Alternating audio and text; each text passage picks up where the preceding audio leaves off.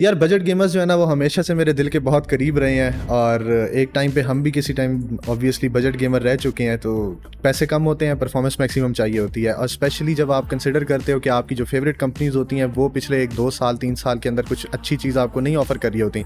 Well, Nvidia ने इस वक्त थोड़ा सा मुझे लग रहा है कि बेहतर एक चॉइस ली है, आपको अच्छी प्राइस के अंदर थोड़ा सा बेहतर जीपीयू दे दी है कंपैरेटिवली जब आप 50 सीरीज़ के पूरे लॉन्च को देखते हो। हम बात कर रहे हैं 5060 Ti की। तो चलिए वीडियो शुरू करते हैं और हम देखते हैं कि पाकिस्तान में कब आ रहा है, प्राइसिंग एंड सारा कुछ।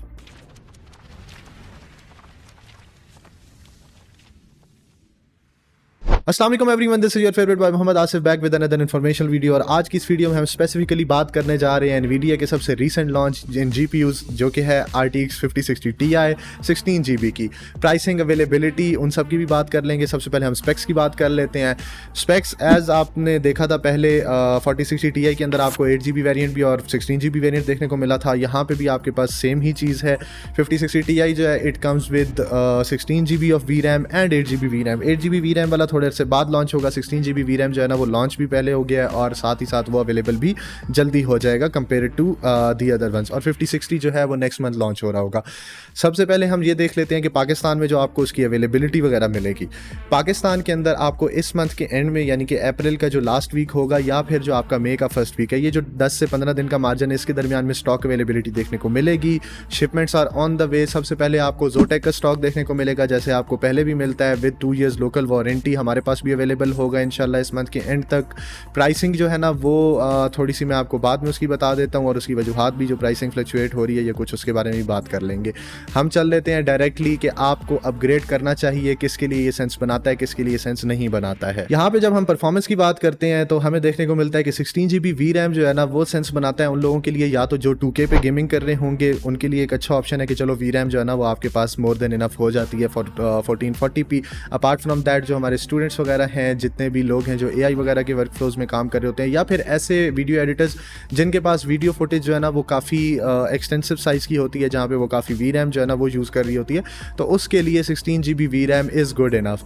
और साथ ही साथ अगर हम लोग परफॉर्मेंस फिगर्स की बात करते हैं तो रे ट्रेसिंग हो या फिर रास्टर की परफॉर्मेंस हो, रास्टराइज परफॉर्मेंस, उसके अंदर हमें देखने को मिलता है कि 4060 Ti से ऑन एवरेज आपको 15 to 20% बेहतर परफॉर्मेंस देखने को मिल जाती है। अगर आप लोग कोई भी गेम्स की बात करते हैं जो कि आप 1440p पे खेल रहे हैं या फिर आप 1080p पे भी खेल रहे हैं, 1080p पे जो है वो मार्जिन थोड़ा सा कम हो जाता है, अराउंड 15% रह जाता है, बट 1440p पे मार्जिन जो है वो आपको देखने को बेहतर मिलता है।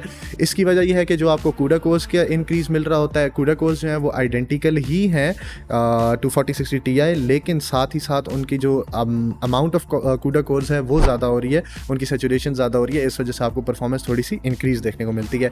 वेल, ये इंक्रीज परफॉर्मेंस जो है वो थोड़ी सी कॉस्ट आती है आपको। जो आपकी इलेक्ट्रिसिटी है अराउंड 20 वॉट्स ज़्यादा ये कंज्यूम कर रहा होगा 4060 Ti से।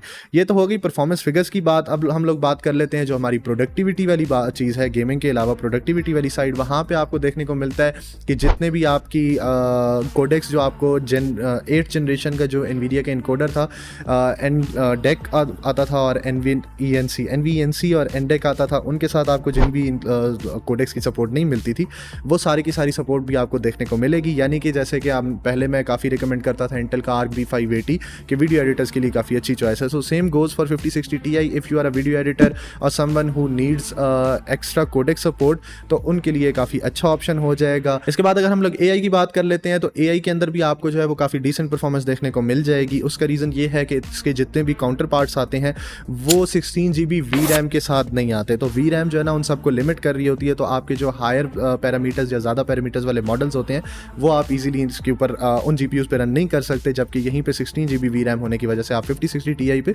उनको रन ज़रूर कर पाएंगे।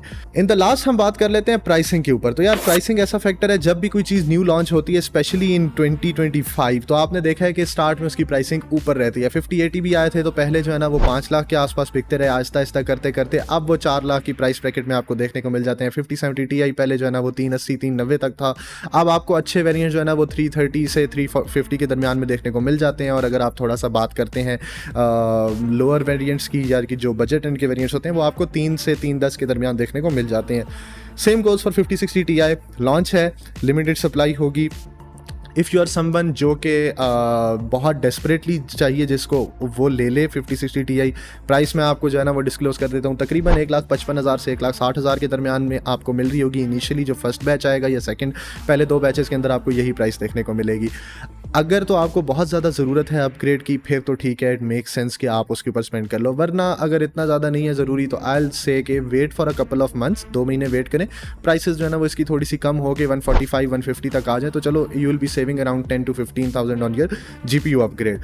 ठीक है, एक 60 जो है ना वो एक आपने माइंड में रखनी है। This is for Zotac Twin Edge, और ये 2 साल लोकल वारंटी वाले के साथ मैं बात कर रहा हूँ। अगर हम एसूस वगैरह की बात करते हैं तो वो हमें तकरीबन 170 तक देखने को मिल रहे होंगे, या फिर MSI एटसेट्रा जितने भी अच्छे वेरिएंट्स हैं। अच्छे वेरिएंट्स तो मैं नहीं कहूँगा, बट वेरिएंट्स जो कि हमारी आवाम के लिए अच्छे वेरिएंट्स बन जाते हैं। मोस्टली पीपल प्रेफर कि ब्रांड नेम वाली चीज़ ले रही हो। अपार्ट फ्रॉम दैट, किसको अपग्रेड करना चाहिए, ये बहुत एक कॉमन क्वेश्चन रहता है। If you are someone who is using 3060 Ti और 3070 समथिंग लाइक दैट, या फिर इफ़ यू आर समवन जो कि 1660 सुपर वगैरह जो ना वो यूज़ कर रहा था, एंड दे आर थिंकिंग कि यार हमारे पास अब 1.5 लाख का बजट है, हम लोग इसमें अपग्रेड कर लेते हैं, तो 5060 Ti would be the best choice in my opinion, especially for someone who also does some kind of productivity work on their PC apart from just gaming। अगर तो आप सिर्फ गेमिंग कर रहे हैं तो आपको इसी प्राइस रेंज में ना 4070 यूज़ भी देखने को मिल जाएगा, स्लाइटली यूज़ के अंदर 12GB VRAM आती है, लेकिन ठीक है गुजारा चला लेती है। 1080p और 1440p की जो इनिशियल गेमिंग है उसके लिए भी चला लेती है गुजारा। अपार्ट फ्रॉम दैट, अगर 7800 XT की बात की जाए, that is a very good choice for gaming, और अगर आप रे ट्रेसिंग वगैरह नहीं यूज़ करते तो 7800 XT से अच्छी चॉइस आपको इस प्राइस ब्रैकेट में बिल्कुल भी कोई नहीं देखने को मिलेगी। इसके बाद हम लोग बात कर लेते हैं समवन जो कि 3060 Ti वगैरह यूज़ कर रहा है, उसको अपग्रेड परफॉर्मेंस कितनी देखने को मिलेगी। So if you are on 3060 Ti, आप 2 जनरेशन अपग्रेड कर रहे हो, आपको तकरीबन रफली 30 से 35% तक का परफॉर्मेंस अपलिफ्ट देखने को मिलेगा, जो कि मेरे ख्याल में इट्स गुड इनफ। लेकिन फिर at the end of the day पैसे आपने लगाने हैं, it's totally your own decision. अगर आपको मेरे से ये क्वेश्चन पूछेंगे कि क्या अपग्रेड कर लेना चाहिए 5060 Ti के ऊपर, तो रियलिस्टिकली आई विल से कि yes it's a good upgrade, और आपको साथ में वारंटी वाली चीज़ मिल जाती है, ब्रांड न्यू चीज़ मिल रही होती है, तो it's worth spending that money जो आप एक्स्ट्रा कॉस्ट कर रहे होते हैं उसके ऊपर। But at the end of the day फिर वही बात मैं करूँगा कि आपने डिसाइड करना है कि आपके लिए बेहतर चॉइस जो है ना वो कौन सी बनती है। Well, that was all for this video. If you have any more suggestions, anything else that you want us to cover, do let us know in the comment section and we'll make sure to answer those questions and maybe make some videos out of those. Thank you for watching again, and do not forget to subscribe. Allah Hafiz, till next time.